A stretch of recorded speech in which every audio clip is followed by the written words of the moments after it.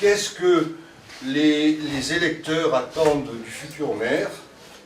Alors, le premier mot, gestion responsable en bon père de famille.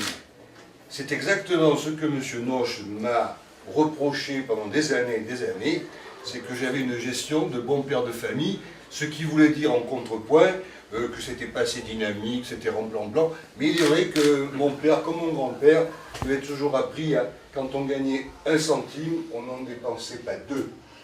Et d'ailleurs, M. Noche a eu aussi cette parole. En ce moment, il a quelques paroles tout à fait intéressantes à noter. En particulier, il a dit, en 2008, j'ai trouvé une ville, Brive, anormalement désendettée. Eh bien, c'est véritablement le but, c'est de rester dans cette anormalité, comparé à, je dirais, la gabegie que il faut dire que les socialistes, pour ça, sont les rois. On leur avait laissé des caisses bien pleines, on leur avait laissé un désendettement qui était pratiquement à 6 ans, il n'y avait pas de désendettement, il y avait 6% de chômage. Je reprends les termes qui ont été repris par la Chambre régionale des comptes, qui nous a donné un satisfecit. Nous sommes, je crois, 87 maires en France à avoir reçu un satisfecit. Donc, qu'est-ce que nous allons faire?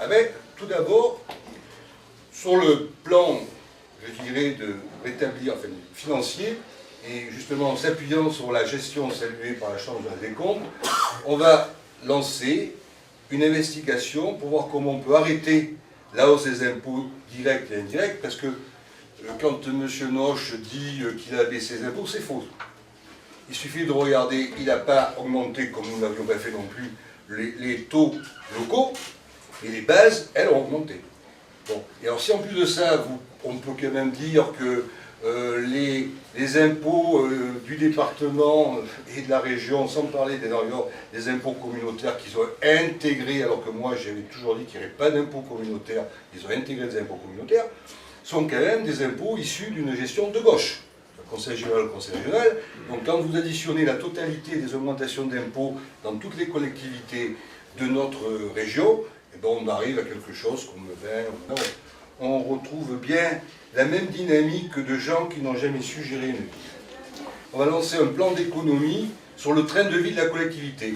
Nous l'avons fait en 1995. On est en train de réfléchir sur le taux d'économie que l'on va faire, mais nous allons lancer ça dès notre élection. On va aussi entamer ce que aussi nous avons fait en 1995, c'est-à-dire de reprendre notre bâton de pèlerin pour essayer à nouveau de désendetter notre ville. Là, il n'y a pas 36 solutions. On ne pourra pas renégocier les emprunts parce que les taux d'emprunt sont déjà très bas, ce qui n'était pas le cas en 1995. Donc il va falloir jouer beaucoup sur l'externalisation. Il va falloir qu'on trouve des ressorts pour externaliser une partie des dépenses de la ville de manière à commencer à décroître l'endettement qui est absolument insupportable. Je crois qu'en 2008 on était à 6 ans de remboursement, aujourd'hui on est à 13 ans. On a presque doublé en 4 ans. Chapeau.